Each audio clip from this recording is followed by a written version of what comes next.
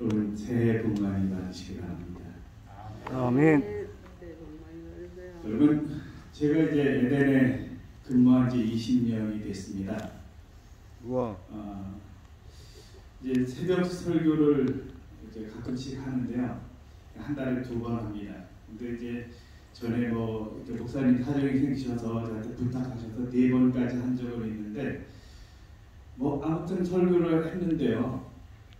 1월 1일 날 새벽 설교가 올 확률이 거의 없습니다.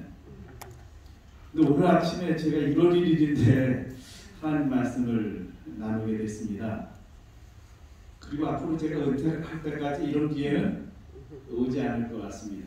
이 시간 성경에서 1월 1일과 관련된 말씀이 있어요. 그래서 그 말씀을 토대로 해서 이렇게 주어진 특별한 기회에 말씀을 좀 나누려고 합니다. 먼저 하나님의 말씀 고린도후서 5장 17절의 말씀을 좀 보도록 하겠습니다. 그런즉 누구든지 그리스도 안에 있으면 새로운 피조물이라 이전 것은 지나갔으니 보라 새 것이 되었도다.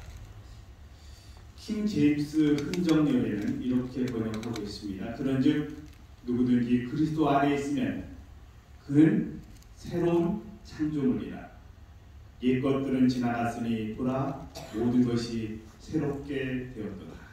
아멘. 사람들은 1월 1일을 맞으면 무엇을 보러 갑니까? 터전 비결. 해돋이 해맞이를 떠납니다. 그래서 떠오르는 해를 보면서 뭘 하죠? 소원을 빕니다. 여기는 이제 울진인가요? 그쪽에 아마 포항인가 어디 쪽에 가다가 바닷가 옆에서 찍은 사진인데요. 이런 곳을 갑니다. 가서 일단은 바다를 향해서 가시는 분들이 좀 많은 것 같고요. 또 어디로 가죠? 산에 오릅니다.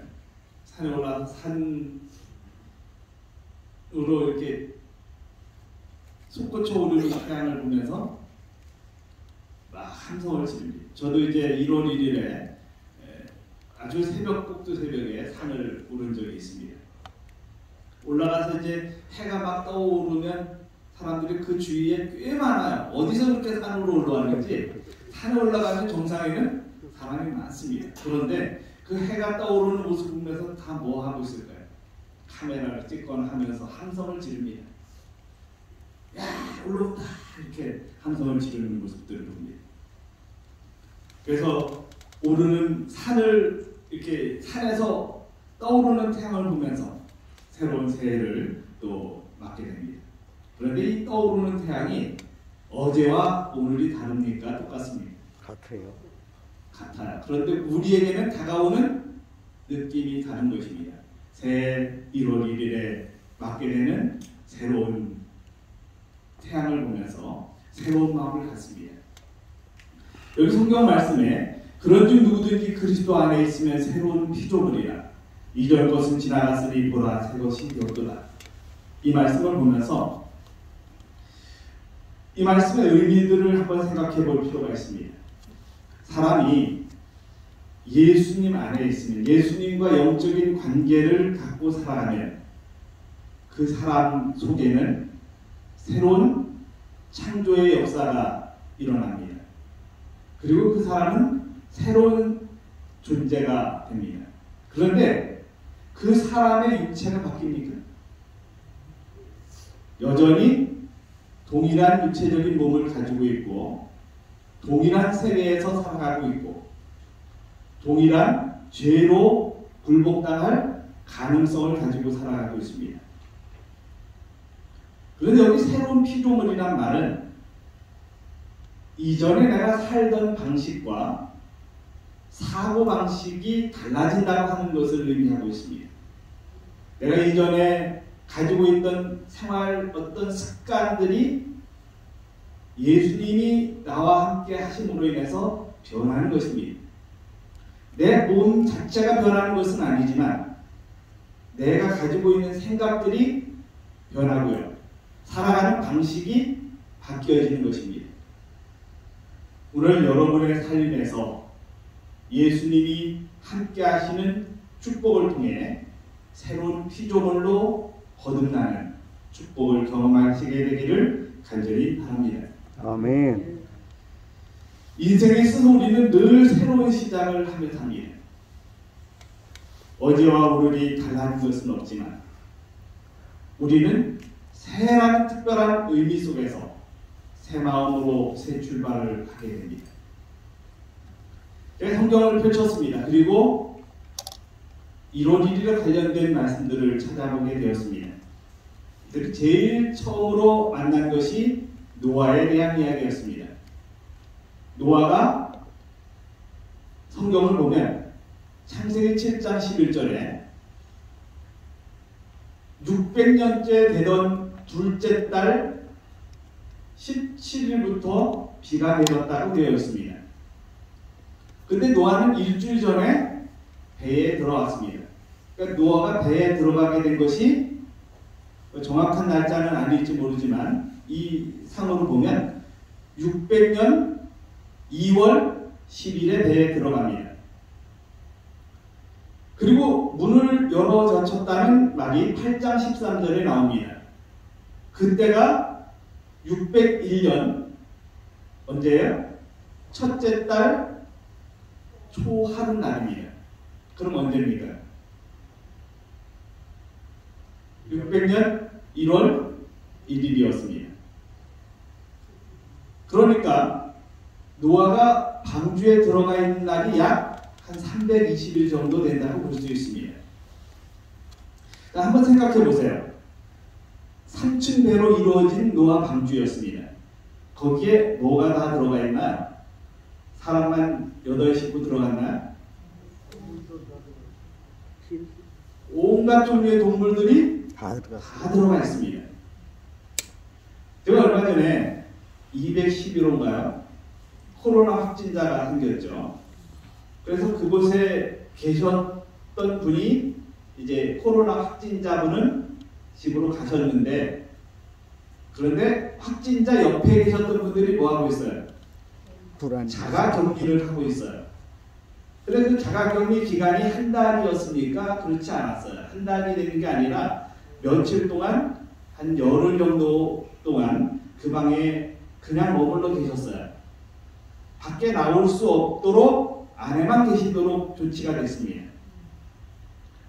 근데 그것이 한 달인 것도 아닌데 한 열흘 정도인데 상상 없는 감옥에 계시면서 그분들이 얼마나 힘들어 하시는지를 봤습니다.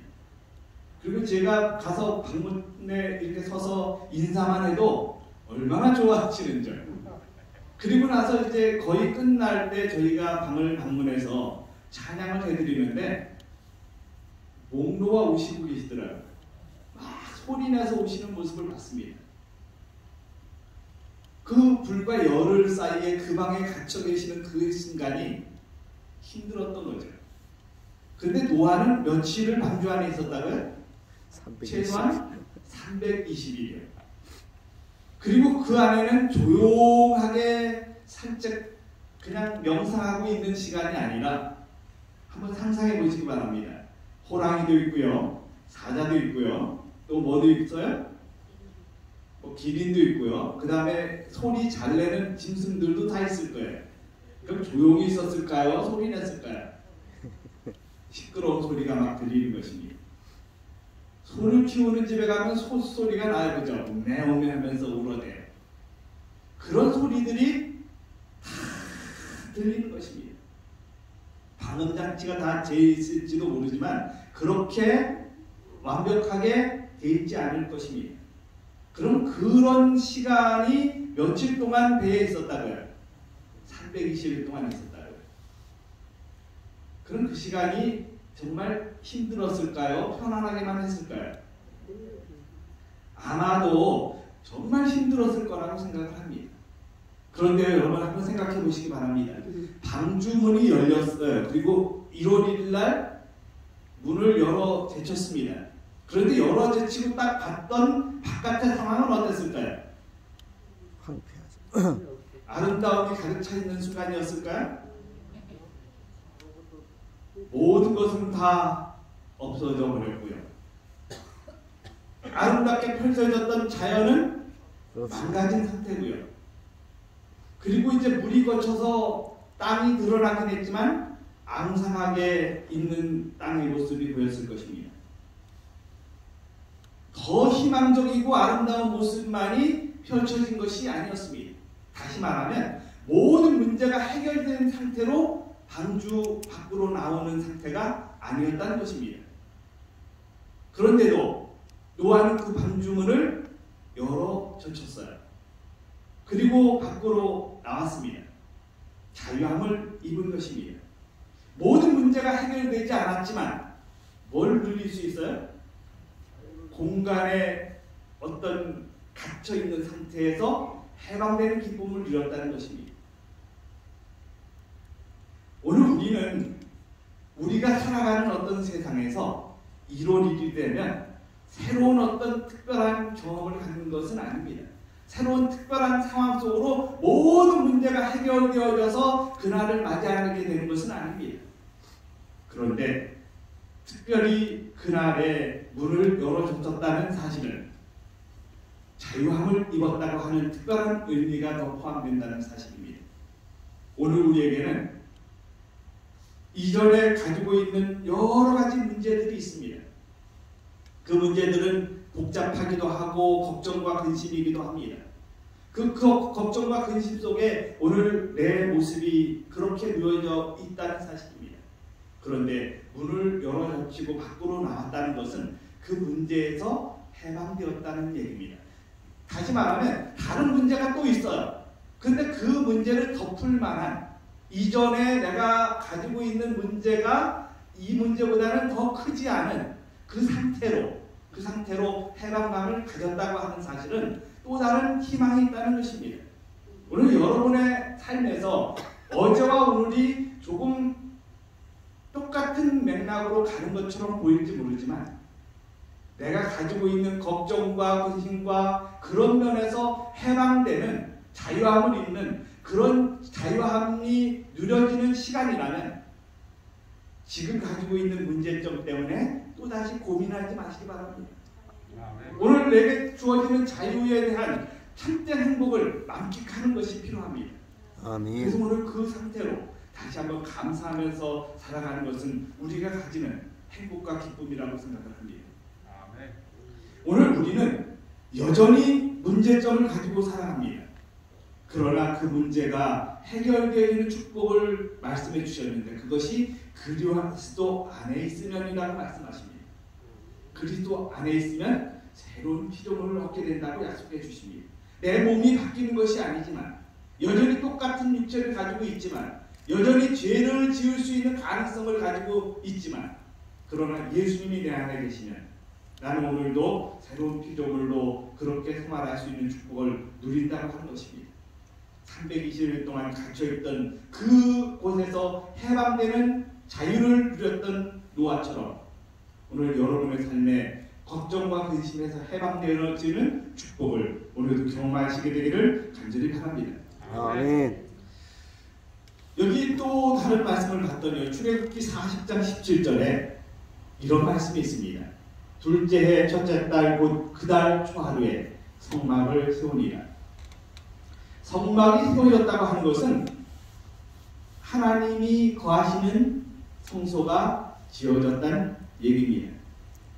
하나님의 일을 이루기까지 수많은 노고가 있었지만 그 일에 어떤 완성이 이루어지는 또 다른 시작이긴 하지만 그 일이 이루어지는 공헌식에 완료되는 장면을 여기에서 말하고 있습니다. 그동안에 가졌던 수많은 문제점들이 있지만 또 다른 시작을 겪는 것은 우리에게 주어진 축복이라고 하는 것입니다. 오늘 하나님의 성막이 내 안에 세워지는 하나님이 거하시는 곳이 내 안에서 시작되어지는 축복을 청월 초하루 오늘 이 시간 1월 1일에 이루어지게 되기를 간절히 바랍니다. 아멘. 또 다른 말씀을 봤더니요. 역대하 29장 17절에 첫째 달 초하루에 성결하게 하기를 시작하여 이렇게 말씀이 시작하고 있습니다. 언제 성결을 시작했다고요? 1월 1일에. 그러면 오늘 1월 1일이죠. 오늘부터 뭘 시작하시면 좋을까요? 하나님께로 향한 마음의 시작이 큰 결심이 굳어지는 계기가 되었으면 좋겠습니다. 오늘 말씀을 펼치기 시작해서 어디부터 읽어갑니까? 창세기부터 읽어갑니다. 제가 어릴 때 가장 많이 실패했던 곳이 레위기입니다. 창세기부터 쭉 읽어가면 창세기는 재미있어서 읽고요. 출애굽기는 또 흥미로워서 읽고요. 그런데 레위기에 가면 뭐 하기 시작합니까? 지루하기 시작해서 포기를 했어요. 그래서 어떤 사람 말하기를 레위기는 내 위기다 이렇게 말씀하시는 분이 맞아. 우리가 그렇게 이제 성경을 읽다가 레위기에 가서는 위기를 만납니다. 그리고 포기하는 데가 많아요.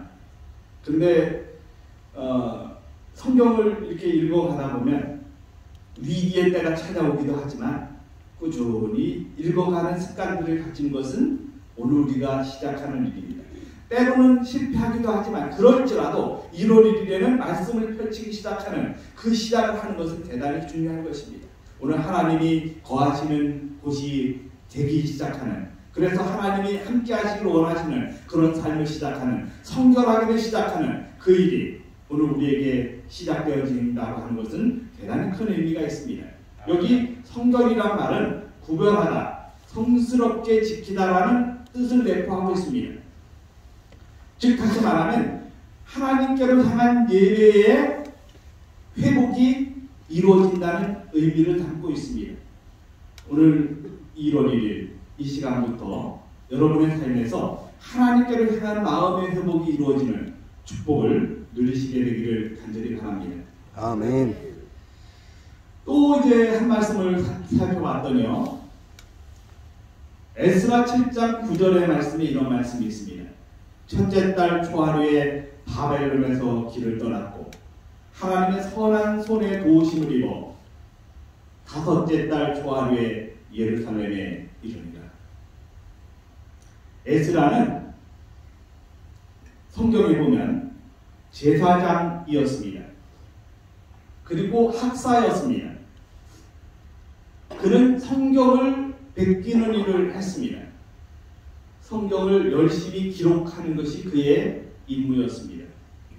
그런데 그의 삶은 하나님의 인도하심을 받는 삶이었습니다.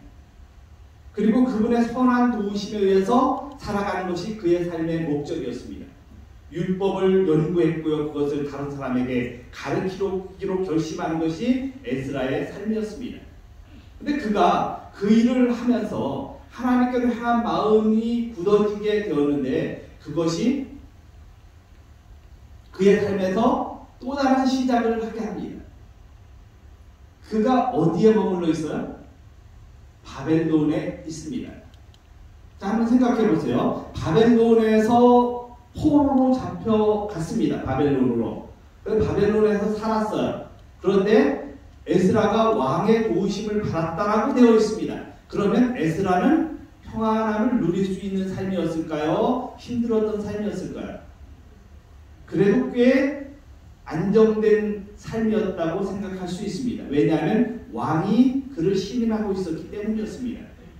그런데 예루살렘으로 가는 길은 험하고 어려웠어요. 그리고 예루살렘은 어떻게 되어 있습니까?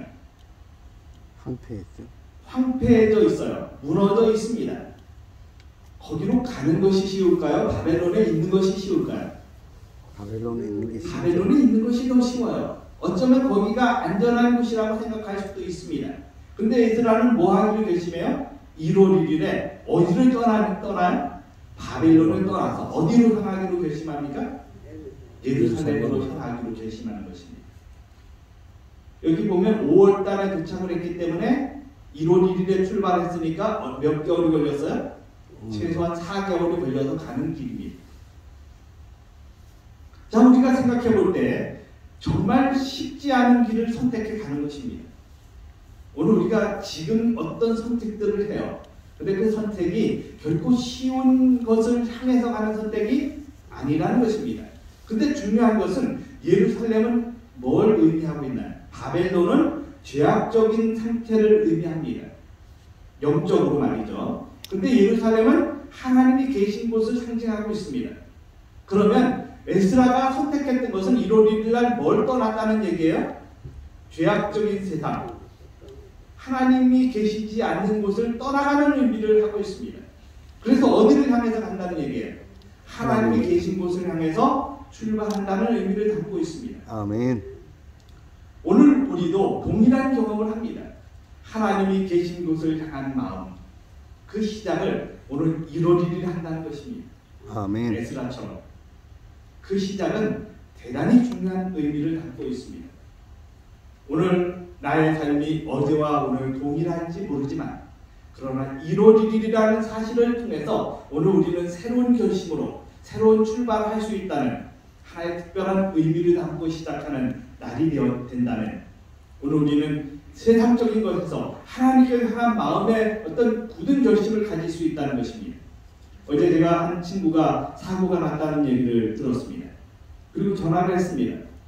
그 친구에게 제일 먼저 물어본 말이 뭘까요? 차가 많이 부서졌니? 이렇게 물었을까요? 괜찮냐? 사고가 컸니 작았니 물었을까요? 몸은 어떠니? 이게 제일 처음 물은 말이었어요. 뭐가 제일 관심사였을까요? 그 친구가 다쳤는지 안 다쳤는지 그게 큰 관심사였습니다. 우리가 어떤 사고가 일어났을 때 그 사고에서 그래 차가 많이 망가졌어? 이렇게 묻는 것보다 더 중요한 것이 뭐예요? 건강한지 다친 데는 없는지 이게 더 궁금한 사항이라는 것입니다. 아멘. 오늘 우리는 하나님께서 우리를 보실 때 어떤 문제점 그것에 국한돼서 우리가 거기에 갇혀 있기를 원하시지 않는다는 것입니다. 그냥 오늘 우리로 하여금 어떤 상태든지 그 억압된 상태에서 자유함을 누리는 것을 하나님은 원하시고 계시는 것입니다. 문제 해결은 이루어지지 않았지만 그러나 그보다 더 큰 문제에서 해방되어지는 그런 행복을 오늘도 맛보게 된다면 오늘 우리는 새로운 시작의 의미가 있고 새로운 시작이 가치가 있고 새로운 시작이 기쁨이 있고 행복이 있다는 사실을 오늘 우리가 다시 한번 경험할 수 있습니다. 여러분의 삶에서 걱정하고 근심하고 두려워하는 문제, 다시 말하면 노아 방주가 있어요.